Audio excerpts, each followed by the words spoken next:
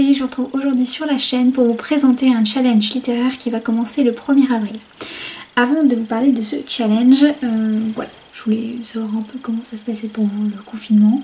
Moi je vais bien, ça n'a pas changé grand chose en fait dans ma vie actuelle parce que je faisais déjà mes cours avec le CNED et je dois toujours rendre mes contrôles avant le 6 avril. Donc faites pas attention à ce qui est juste ici parce que c'est tous les contrôles que je dois rendre avant ces dates-là.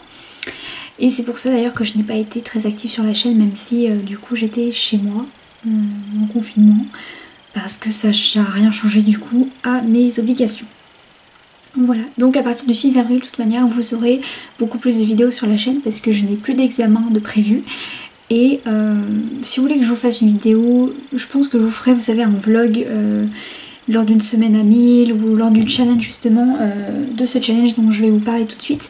Je vous ferai un petit vlog, voilà, vous montrer comment ça se passe le confinement avec moi. Alors le challenge dont je vais vous parler, je crois que je l'ai mentionné déjà l'année dernière sur la chaîne parce que c'est un challenge que j'ai vu passer sur une chaîne booktube anglophone, donc la chaîne de Bookroast. Je vous mets le lien en barre d'informations. Et c'est un challenge qui s'appelle le Magical Readathon et en fait vous avez ce challenge se compose en fait en deux parties. Vous avez une première partie qui se déroule du 1er avril jusqu'au 30 avril et qui s'appelle le Owls, donc comme les chouettes. Oui, je me rappelle, je vous en ai parlé d'ailleurs, j'avais eu beaucoup de mal à dire le mot Owls. Et du coup je vous parlerai uniquement en fait de ce challenge là. Mais il faut savoir qu'il y a une autre partie qui s'appelle Newt et qui se déroule du 1er au 31 août. Donc là je vous referai une vidéo je pense pour vous le présenter et vous présenter surtout ma pile à lire. Alors en fait les challenges, donc je vous mets du coup la vidéo je viens de présentation pour cette année de la booktubeuse en question. Et en fait elle nous transmet donc une petite lettre comme ceci. Il y a deux types, il y a soit en papier blanc, soit en fait en papier un peu parchemin. Donc moi j'avais imprimé, ça c'était ce que j'ai imprimé l'année dernière, j'ai juste imprimé celui-ci parce que c'était, il y a eu des nouvelles catégories. Parce qu'en fait ce challenge part du principe qu'on fait les mêmes examens qu'à Poudlard. Et donc on a des carrières qui nous sont proposées, ça c'est celui de l'année dernière que j'avais imprimé et j'ai pas réimprimé le nouveau parce qu'il y a des nouvelles carrières qui se sont ajoutées. Pour vous donner 2-3 exemples, vous avez le choix par exemple entre alchimiste, astronome, aurore, vous pouvez fabriquer des baguettes, vous pouvez être quelqu'un qui brise les sorts, un soignant, un herbologue, un professeur à Poudlard, enfin il y a plusieurs choix de carrière et moi j'ai bien sûr choisi d'être libraire en fait pour ce challenge de cette année. Alors pour chaque challenge vous avez donc un petit descriptif avec bien sûr donc, le métier tout ça en lui-même, mais vous avez également par exemple les matières que vous allez devoir on va dire acquérir lors de votre étude à Poudlard. Et chaque matière correspond donc à une catégorie, un style de lecture et du coup vous choisissez vos lectures en fonction de ça. Le premier challenge donc House est assez simple parce que vous devez lire un roman par challenge, vous n'avez pas de on va dire de nom précis de roman. Par contre pour le Newt qui est très différent, pour réussir du coup votre examen final en août, vous devez par exemple obtenir un optimal, là c'est pour les runes anciennes.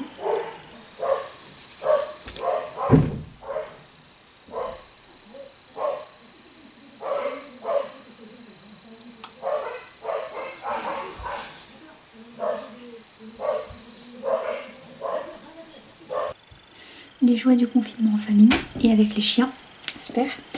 Alors je disais que pour l'examen final en août, là on n'a pas de restriction je veux dire au niveau du nombre de livres à lire, alors que pour l'examen final, par exemple je dois obtenir un optimal en runes anciennes et un optimal ça correspond à 9 lectures. Donc tout est expliqué en fait dans la lettre de présentation ici, qu'un optimal ça correspond à telle chose, je dis optimal mais c'est outstanding, enfin voilà il y a acceptable, bon, c'est en anglais du coup, il y a acceptable, effort exceptionnel et optimal du coup, oui c'est ça la traduction. Mais par exemple l'acceptable c'est 2 examens dans la matière, donc 2 livres, effort exceptionnel c'est 6 livres et optimal 9 livres. Et là pour l'instant c'est pas du tout le sujet, j'ai 1, 2, 3, 4, 5... J'ai 5 matières à réaliser pour ce premier examen de Halls et je dois lire un livre par matière et je vais vous présenter tout ça. Alors, donc cette année, si vous voulez participer, elle met en barre d'informations tous les documents, on va dire, à imprimer, tout ça. Moi, vous pouvez vous faire des petits calepins. Je sais qu'il y en a qui ont fait, par exemple, une page spéciale dans leur bullet journal. Mais c'est comme vous voyez, mais je trouve ça assez sympa de faire un challenge autour du thème d'Harry Potter et qui en plus a une certaine continuité parce que vous le retrouvez en août. Voilà pour l'explication de ce challenge. Alors, moi, les lectures que j'ai choisies. Donc j'avais, bien sûr, du coup, la matière runes anciennes. Et la catégorie, c'était, on voyait la rune du cœur. Et il doit y avoir soit un cœur sur la couverture ou dans le titre. Ce qui tombe vraiment très bien parce qu'au mois d'avril, j'ai prévu de faire une lecture commune avec en binôme. C'est une nouvelle thématique, je veux dire, sur le groupe de lecture. Je vous ferai une vidéo d'ailleurs, petite parenthèse, pour vraiment vous présenter le groupe de lecture et que vous puissiez mieux comprendre un peu son fonctionnement. Mais bref, on a une nouvelle thématique, c'est des lectures en binôme. Et pour le mois d'avril, je suis en binôme avec une amie à moi, qui ça tombe très bien parce que j'ai fait au pif et je choisis pas forcément les personnes, voilà, avec comment je les mets ensemble. Et là, je suis tombée sur une amie à moi qui possède le livre La bibliothèque des cœurs cabossés. Et du coup, on a décidé de le lire ensemble et je vais pouvoir le mettre du coup dans ce challenge. Ensuite, je devais suivre les cours d'arithmancie. Alors là, arithmancie, donc c'est qualité magique. Alors, attendez. Et bien en plus, je me suis trompée parce que j'ai confondu avec astronomie. Parce qu'en fait, astronomie, c'était des cours de nuit. Il faut lire en majorité le livre quand il fait sombre à l'extérieur. Et moi, j'avais mis Hannibal Lecter, le tome 3. Sauf que du coup, en fait, c'est pas du tout ça. C'est arithmancie qu'il faut que je suive. Ça tombe très bien du coup que je vous fasse cette vidéo d'explication. Parce qu'en plus, j'ai fait la chronique sur l'article, je veux dire, pour présenter le défi sur mon blog. Et j'ai mis la même chose. Et du coup, arithmancie, c'est qualité magique au nombre de 2. Il faut que ce soit un opposé. Attendez, je traduis en même temps du coup. Il faut que je lise quelque chose qui sort de mon genre favori. Et du coup, ça marche pas parce que c'est du thriller, ça. Ah, je vais peut-être pouvoir mettre du coup autre chose. Je sais qu'avec du coup mon binôme, en fait, on a plusieurs livres en commun. Et on avait le choix, du coup, on a décidé de commencer par Les Mondes Perdus de Crichton, donc qui est la suite de Jurassic Park, d'enchaîner ensuite sur Les Cœurs Cabossés, et ensuite de lire Geisha de Arthur Golden, que j'ai de ma palle depuis un petit moment, qui est une autobiographie. Je l'avais commencé il y a très longtemps, j'avais jamais été au bout, je crois, de peut-être les 5 premiers chapitres, parce que c'est pas du tout mon genre préféré, donc je pense que je vais plutôt le mettre à la place de Hannibal Lecter. Bon, c'est dommage parce que j'avais envie de le lire Hannibal Lecter, je vais quand même le lire, on s'en fiche. Alors ensuite je dois suivre les cours des défenses contre les forces du mal. Je vais y arriver. Et là je vois pas du tout le lien avec la matière, mais c'est comme ça. Et donc c'est Grindylows. Je ne sais pas du tout comment vous le traduire, je pense que c'est une créature justement, je me demande, vous savez, c'est pas les petites créatures qu'on voit dans la coupe de feu, les espèces de créatures avec une tête de poulpe et des tentacules blanches et un petit corps bizarre, fantomatique, qu'il y a dans l'eau, parce que la catégorie en fait de cette matière, c'est un livre dont la couverture, où l'histoire se passe à la mer ou au large, sur les côtes et tout ça. Alors, du coup, moi j'avais un livre que j'avais eu à la Talente, à la librairie à Talente, qui s'appelle Aquamarine et qui se passe justement voilà, dans une ambiance du coup océanique, tout ça. C'est par rapport à la relation des hommes à la mer, comment ils se croient supérieurs à elle. J'ai rapidement lu le résumé, je ne sais plus très bien de quoi ça parle, mais ça correspond parfaitement à la catégorie. Ensuite, je dois participer, donc c'est Histoire de magie. Et là, j'étais plutôt contente parce que je vais pouvoir caler un livre, ça fait un moment que je veux le commencer. C'était donc la catégorie Chasse aux sorcières, un livre qui compte en fait des magiciens ou des sorciers. Et du coup, j'ai mis le tome 1 de Narnia parce que c'est le neveu du magicien, je sais qu'il y a pas mal de magie dedans. Donc du coup, je me suis dit que j'allais enfin commencer cette intégrale de Narnia que je compte lire pendant le confinement parce que je vais tellement avoir le temps du coup. Et du coup je vais caler le tome 1. Ensuite, comme c'est la dernière matière en plus la plus facile et je savais j'avais une multitude de choix en fait pour pour mes lectures, c'est Transfiguration, donc là ça va être Métamorphose. Animagus lecture, donc du coup une lecture animale je pense. Et il faut que ce soit un livre ou une série qui inclut des métamorphes. Donc du coup je pense me lire le tome 8 de La Meute du Phénix qui est sur Dominique, que j'ai acheté, Dominique ou Patrick, je sais plus. Mais voilà, avant le confinement je suis passée à l'espace culturel et j'ai un petit peu craqué et tout, et du coup je me suis pris le tome 8 en plus de je crois que je me suis pris aussi Réflexion sur Mulan. Voilà, et j'ai pris aussi des petits carnets pour faire de la gym, du sport, tout ça pendant le confinement. On verra bien ce que ça donne. Ça je vous en parlerai dans mes vlogs, on s'en fiche, c'est pas au sujet des lectures. Et donc du coup voici ma palle pour ce challenge, ce premier challenge qui se passe en avril. Ce que je pense faire, du coup, c'est que là actuellement j'ai jusqu'au 6 avril, vous savez, pour rendre, enfin vous savez non, j'ai jusqu'au 6 avril pour rendre tous mes contrôles. J'en ai un qui se passe le 1er avril, et de toute manière la semaine prochaine je ne vous posterai pas de vidéo. Voilà, comme ça vous êtes prévenus, il n'y aura pas de vidéo la semaine prochaine, c'est sûr, parce que c'est la dernière ligne droite pour que je termine tous mes devoirs. Ça va, j'en ai plus que 5 à faire, j'en fais 1 ou 2 aujourd'hui. Donc on est bien là, c'est bon.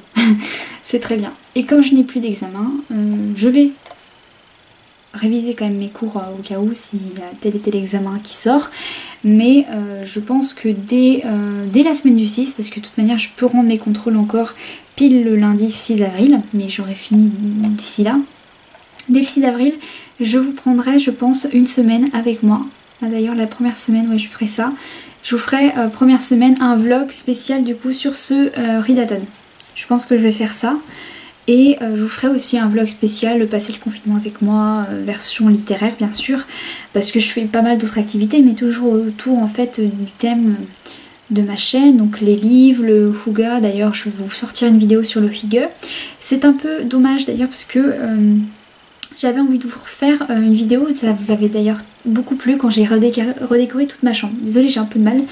Redécoré toute ma chambre, donc j'avais, vous savez, fait du papier peint, la peinture, j'avais essayé d'imaginer quand même un thème assez sympa. Et j'avais commencé à refaire, vous savez, une ambiance Hygge dans les décors et tout ça. Donc ça va jarter parce que j'aurais plus de contrôle à rendre, ça tombe très bien. Mais du coup j'avais commencé à ajouter quelques objets de décoration, quelques bibelots, à, vous savez, un peu aérer au niveau des livres que j'avais mis, tout ça. Enfin bref, et j'avais 2 lampes, j'avais acheté aussi 2 lampes pour changer celles que j'avais actuellement. Le problème c'est que ils sont arrivés, je les ai achetés du coup là où je faisais mon stage, donc je faisais mon stage chez But. Ça va être la petite parenthèse de fin de vidéo pour vous expliquer un peu comment j'ai vécu le confinement. Donc moi je faisais mon stage chez But il y a maintenant 2 semaines, oui. Et en fait je suis partie donc le samedi soir. Il faisait l'inventaire, j'avais déjà commandé, acheté mes lampes, tout ça, j'ai même acheté 2-3 autres petites choses que je vous montrais dans la vidéo sur le Hygge. Et en fait j'attendais de les recevoir, je m'attendais du coup à retourner faire mon stage, à retourner travailler la semaine qui allait suivre. Sauf que déjà rien que le soir même en fait où j'ai été retrouver mon groupe d'amis, qu'on était dans le restaurant, on était tout seuls. Enfin c'était, vous savez déjà le confinement où il n'y avait pas plus de 100 personnes, enfin c'était assez compliqué. Et c'était vraiment la dernière grosse soirée avant du coup le confinement, et j'ai appris du coup le soir même que j'allais pas retourner bosser. C'est le lundi où il a vraiment du coup il a mis en place le confinement, le lundi soir. Et du coup bah, j'ai plus de stage, voilà. Mais ça c'est pas embêtant, le plus embêtant c'est que j'ai pas d'examen, je sais pas trop comment ils vont valider les 2 ans de BTS, même si c'est par le CNED. En tout cas voilà, pour l'instant reste un peu flou. Par contre, ce qui est pas mal, c'est que je sais qu'il y aura peut-être une solution pour que j'aille quand même en fait en librairie, si jamais j'ai pas mon diplôme à cause de ça. Si jamais il y a rien qui est mis en place et qu'ils font autre chose, j'irai quand même faire ma formation de libraire à Laval, donc ça c'est vraiment très rassurant. Et tout ça pour dire du coup que j'ai jamais pu aller chercher mes 2 lampes parce que il y avait plus de But. Voilà, il y avait plus de magasins d'ouvert. C'est tout pour tout vous expliquer. J'ai fait tout un gros programme aussi par rapport à ma chaîne, mon blog, mon compte Instagram. Je me suis également mise sur Pinterest pour fêter les 100 abonnés sur ma page, pas 100 abonnés, les 100 j'aime pardon, sur ma page Facebook d'ailleurs. Merci beaucoup, ça m'a fait très plaisir. Ça c'est grâce aussi beaucoup à Victor Dixon. Pour vous expliquer un peu la petite anecdote, c'est que je fais du coup pas mal de lectures communes sur le groupe de lecture, c'est le principe, et on en faisait une en fait sur comment dire, sur